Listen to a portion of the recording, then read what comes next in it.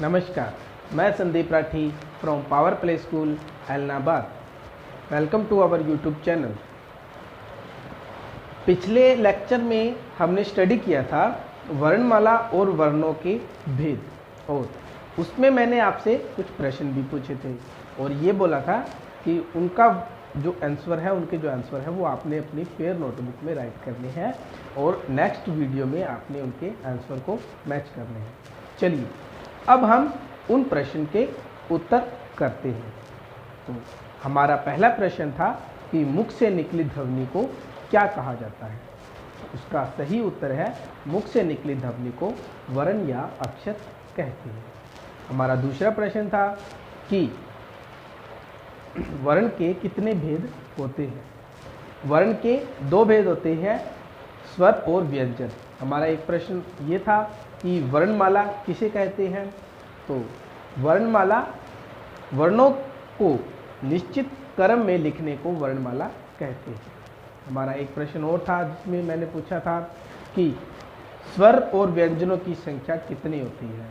तो उसका सही उत्तर है कि हिंदी भाषा में स्वर जो होते हैं वो 11 और व्यंजन जो होते हैं वो 33 होते हैं। चलिए आज का हमारा नया टॉपिक है वो है शब्द और वाक्य। हमने पहले किया वर्ण या अक्षर, फिर वर्णमाला, अब हम करते हैं शब्द। चलिए शब्द क्या होता है। शब्द वर्णों के सही मेल से शब्द बनते हैं। ठीक है, जो वर्ण होते हैं उनको जब हम जोड़ के लिखते हैं और उनका मेल सही हो तो उससे क्या बनता है, एक शब्द बनता है जिसका कोई ना कोई अर्थ जरूर होता है, अवश्य होता है। जैसे मैंने यहाँ लिखा हा प्लस में थी हाथी, सु प्लस में र प्लस में ज सूरज, मैं प्लस में छ प्लस में ली मछली। तो ये भी शब्द है, ये भी शब्द है, ये भी शब्द है। बट ये क्या है, वर्णों का समूह। ये भी वर्णों का समूह है। समूह मतलब कि एक ग्रुप जिसके अंदर वर्णों को एक निश्चित क्रम में लिखा गया है, उससे क्या बना, शब्द। अब शब्द जो होता है ना वो दो टाइप के होते हैं, दो इसके रूप होते हैं। एक होता है सार्थक शब्द, एक होता है निरर्थक शब्द। सार्थक शब्द के अंदर हम कह सकते हैं कि जिन शब्दों का कोई अर्थ होता है उन्हें सार्थक शब्द कहा जाता है। जैसे यहाँ पे हा प्लस में थी और ये हाथी बना, इसका कोई ना कोई मीनिंग है, मतलब कि उसका कोई ना कोई अर्थ बने, उसे कहते हैं सार्थक शब्द। उसके बाद में है हमारा निरर्थक शब्द। निरर्थक शब्द के अंदर जिन शब्दों का कोई अर्थ नहीं होता उन्हें निरर्थक शब्द कहा जाता है। मतलब कि हम शब्द बनाना चाहते हैं और हमने कुछ वर्ण लिए, उनका एक समूह बनाया, उनका एक नाम लिखा, बट उसका कोई मतलब नहीं है, तो वो कौन सा शब्द है, निरर्थक शब्द। अब हम करते हैं वाक्य। वाक्य क्या होता है। वाक्य करने से पहले मैं आपको पीछे वाला सारा वर्क रिपीट करवा देता हूँ। हमने सबसे पहले सीखा वर्ण, वर्णमाला, फिर उससे हमने सीखा शब्द बनाना। अब हम सीखेंगे वाक्य। वाक्य शब्दों के सार्थक समूह को वाक्य कहते हैं।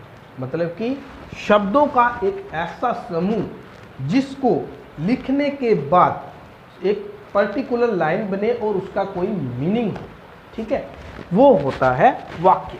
प्रत्येक वाक्य का कोई ना कोई अर्थ जरूर होता है। जैसे सूरज निकल रहा है, देव पढ़ रहा है, ठीक है, तो इसमें सूरज निकल रहा है तो सूरज की तो बात हो रही है, पर इसमें निकल रहा है इसका मतलब भी है, तो ये क्या बना, एक वाक्य। जैसे देव पढ़ रहा है, तो यहाँ पे देव स्टडी कर रहा है तो इसमें इसका मीनिंग बनता है, ठीक है, तो ये क्या कहलाएगा, एक वाक्य। जो वाक्य होता है वो दो टाइप का होता है, उसके दो भेद होते हैं।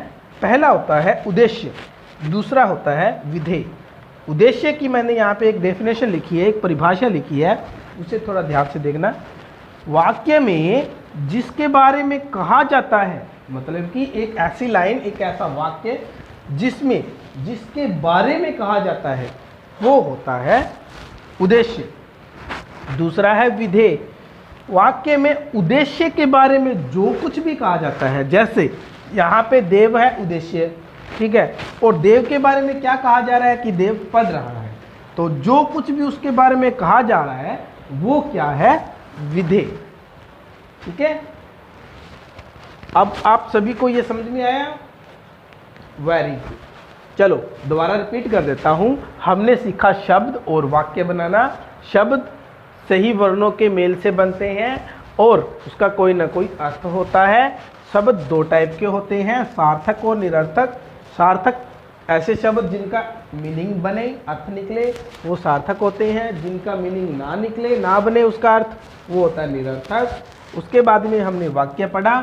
वाक्य के अंदर हमने सीखा कि शब्दों को सही ढंग से लिखने का समूह जो होता है वो होता है वाक्य। फिर हमने वाक्य का एग्जाम्पल किए, उसके टाइप किए। अब आगे हम इसके प्रश्न उत्तर करते हैं। अब हम कुछ प्रश्न करते हैं और कुछ आपको मैं होमवर्क दूंगा जिसे आपने अपनी नोटबुक में करना है। चलिए, पहला प्रश्न है, वर्णों के सही मेल से क्या बनते हैं? वर्णों के सही मेल से क्या बनते हैं? शब्द बनते हैं। क्या बनते हैं? शब्द। तो इसका पहला आंसर है, थर्ड आंसर होगा शब्द। वाक्य किसके मेल से बनते हैं? वाक्य जो होते हैं, वाक्य किसके मेल से बनते हैं? वर्णों के, शब्दों के, वर्णमाला के या शब्दांशों के? वाक्य जो होता है वो किसके मेल से बनते हैं? शब्दों के मेल से बनते हैं। द प्लस में ग प्लस में र प्लस में ब, ये चार आपके सामने वर्ण लिखे हुए हैं या अक्षर लिखे हुए हैं। इनको आगे पीछे करके इनसे देखना है कि कौन सा शब्द बनता है। इन वर्णों के सही मेल से क्या शब्द बनेगा? क्या शब्द बनेगा? पहले हम इनको पढ़ के देखते हैं। जिसका सही मीनिंग बनता होगा शायद वही होगा। तो देखते हैं पहले। रबगद, रबगद नहीं। दगबर, दगबर, दगबर नहीं।